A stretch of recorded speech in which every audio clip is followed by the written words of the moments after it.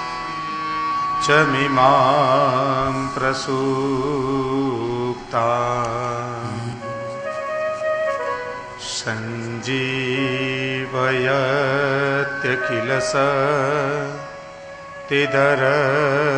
सञ्जीवयत्यखिलशक्तिधरस्वधाम्ना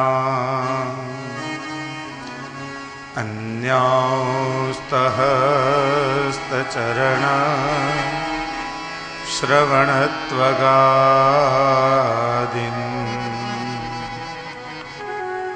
प्राणान्नमो भगवते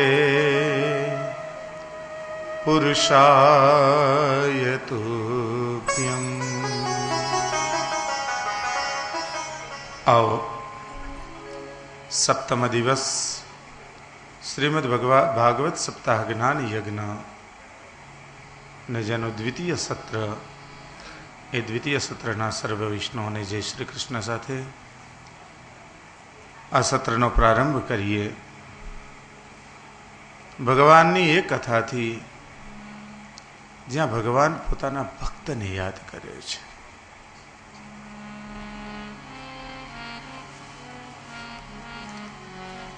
सुदामा चरित्रनी बात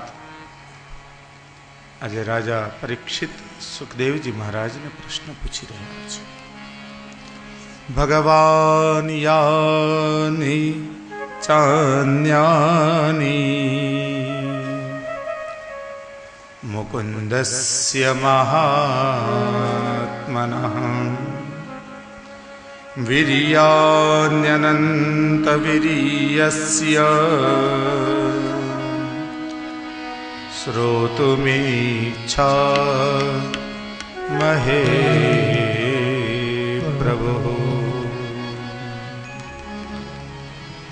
भगवान आपे बधी वीर्य अनंत वीर्य एवा ठाकुरजीनी अनेक घणी लीलाओ बतावी, पण भगवाननी ए लीलानी आपे बात न करी के जे सांदीपनी आश्रमनी अंदर भगवाननी साथे अभ्यास करते हो भगवाननो सखा जયારે ગુરુકુલમાંથી વિદ્યાભ્યાસ પૂર્ણ કરી અને બંને સખાઓ જુદા પડ્યા પછી એ સુદામાનું શું થયું?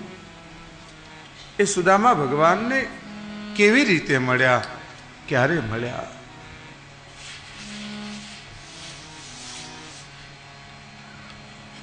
सुखदेवजी महाराज वर्णन કરી રહ્યા છે કે શ્રવણ કરો રાજન, સાવધાન થઈને સાંભળો। એક વખત ભગવાન પોતાના મહેલમાં બેઠા છે, પોતાની બાળ લીલાઓને યાદ કરી રહ્યા છે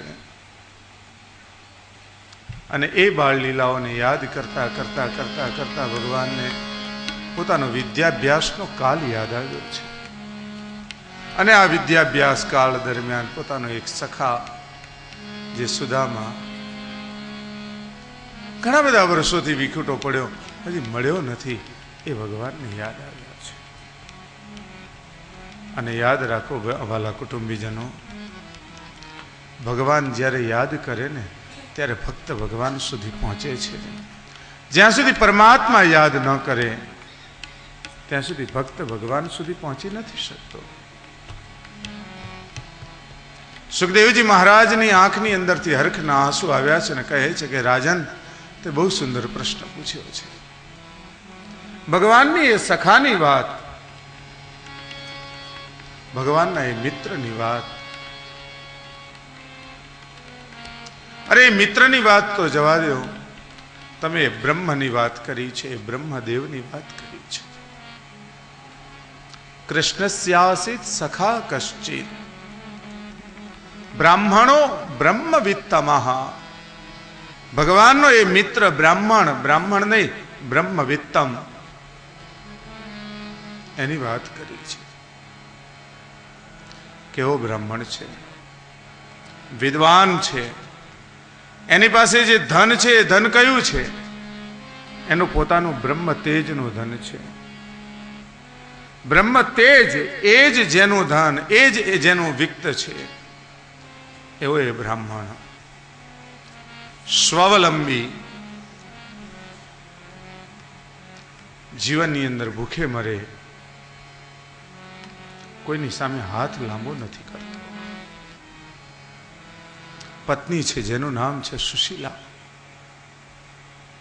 નાના નાના 2 બાળકો છે. એના જીવનની અંદર ધનની દ્રષ્ટિએ જોઈએ તો એ પરિસ્થિતિથી ખૂબ ગરીબ છે. બ્રહ્મ તેજનું ભાથું એની પાસે ભરપૂર છે, પણ ખાવા ઘરમાં ધાન નથી. ઘણી વખત તો એવું બને, છોકરાઓ રડતા હોય, માને એમ કહેતા હોય કે માં ભૂખ લાગી છે, કંઈક ખાવાનું દે ને માં, ભૂખ લાગી છે, ખાવાનું દે ને. અને ચૂલા ઉપર એક હાંડલી મૂકેલી હોય, એમાં પાણી ઉકળતું હોય. દીકરાઓને માં એમ કહે કે બેટા ભાત મૂક્યો છે, રંધાઈ જશે ને, હું તને આપીશ. અને આમ હાલરડું ગાતા ગાતા છોકરાઓને સુવડાવીને સવાર પડી જાય. ભૂખ્યા તરસ્યા બાલુડાઓ સૂઈ જાય છે. ક્યારેક એવું બને, ક્યાંકથી કંઈક અન્ન આવ્યું હોય, છોકરાઓને સુવડાવી દે, જલ ગ્રહણ કરી અને માતા પિતા સૂઈ જાય. ક્યારેક સુશીલા પોતાના સ્વભાવે મારું પેટ ભરેલું છે કરીને પતિ અને દીકરાઓને સુવડાવી દે. અઠવાડિયા સુધી અન્ન પ્રાપ્ત ન થાય. એ પુરુષની સાથે, એ સન્નારીની તો વાત શું કરવી, છતાં પણ કોઈ દિવસ એમ નથી કહેતી કે તમે અમને ભૂખ્યા મારો છો. પણ સુશીલા બધું જ સમજે છે. સુશીલા એક વખત સુદામાને એમ કહ્યું કે જાઓ ને નાથ, તમારો મિત્ર હતો એની તમે વાત કરો છો, એની પાસે જઈ આવો. સુદામાને યાદ આવ્યો, હો મારો સખા કૃષ્ણ. સુદામાજી ઉભા થાય, જવાની તૈયારી કરે અને પાછી લાકડી મૂકી દે. હું તે કૃષ્ણની પાસે કઈ માગવા થોડો જઈશ? હું થોડો ભિખારી છું. સુશીલા પાછા સમજે, બેસી જાય, બેસવા દે. પાછો સમય નીકળે, પાછું યાદ અપાવે. સુદામા પાછો પોતાના મિત્રને યાદ કરે, હરખાય. પણ જ્યાં જવાની વાત આવે, એના પગ પાછા પડે કે કૃષ્ણની પાસે હું માગવા ક્યાં જાઉં? અને એક વખત સુશીલાના મનની અંદર વિચાર આવ્યો કે આ માગવા નહીં, આપવા જરૂર જશે. ઘરમાં કાંઈ નથી. યાચયિત્વા ચત્વારો મુષ્ટિન, 4 મુઠ્ઠી જેટલા પૌવા બાજુમાંથી માગી લાવ્યા છે. અને એ ઉધાર, ભિક્ષામાં નહીં. કેમ કે જો ભિક્ષામાં લાવે તો એના પતિને ન ગમે. ઉધાર લાવ્યા છે. આપવા શેમાં? ચિથરાઓ પડ્યા હતા, એ બધા ચિથરાઓને સાંધી અને એક રૂમાલ બનાવ્યો, પોટલી બનાવી, એની અંદર 4 મુઠ્ઠી પૌવા મૂક્યા છે. અને એ પૌવાની પોટલી બનાવી અને સુદામાને યાદ અપાવ્યું કે તમારો મિત્ર હતો. અને આજે સુદામા એમ કહે કે હું મારા મિત્ર પાસે માંગવા નહીં જાઉં. આ કેટલી જ વાર હતી. અને ખરેખર સુદામા બોલ્યા કે હા, અરે હું મારા મિત્રની પાસે માંગવા થોડો જાઉં. અને સુદામાના હાથમાં પોટલી આપી કે નાથ, માંગવા નહીં, આપવા તો જાઓ.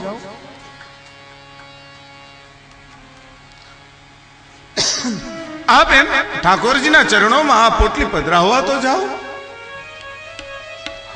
આપવા ચોક્કસ જઈશ. દુબળું પતળું શરીર છે, કાયા વળી ગઈ છે, શરીર સુકાયેલું છે, હાડકા દેખાય છે. યષ્ટિકા હાથમાં લીધી છે અને યષ્ટિકાની સાથે પેલી પોટલી બાંધી છે.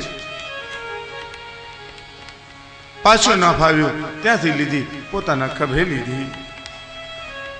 અને સુદામા ધીરે ધીરે ધીરે ડગલે ડગલે ડગલે ડગલે ડગલે ચાલવા લાગ્યા છે. પોરબંદર નગરની અંદરથી બહાર નીકળ્યા છે સુદામા. આમ જોતા જાય, માર્ગ જુએ, ચાલતા ચાલતા પોતાના બાળ સખાની સાથે જે વિદ્યાભ્યાસનો સમય ગુજાર્યો હતો એ સમયને યાદ કરે અને ઠાકોરજીનું સ્મરણ કરતા કરતા કરતા સુદામા નીકળ્યા છે આજે.